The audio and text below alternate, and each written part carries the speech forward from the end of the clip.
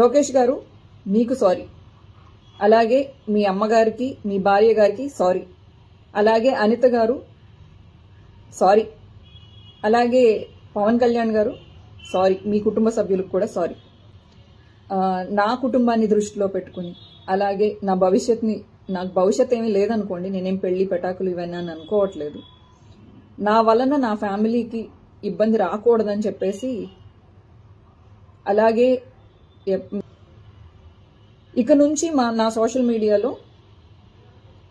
మీ కుటుంబ సభ్యుల గురించి కానీ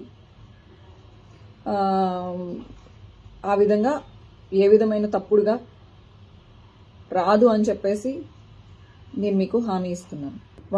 నేను విజ్ఞప్తి చేస్తూ విన్నవించుకుంటూ బెండ్ అయ్యి అడుగుతున్నాను, మా కార్యకర్తల్ని వదిలిపెట్టండి అని చెప్పి, ఇంక్లూడింగ్ మీ, నన్ను కూడా క్షమించండి.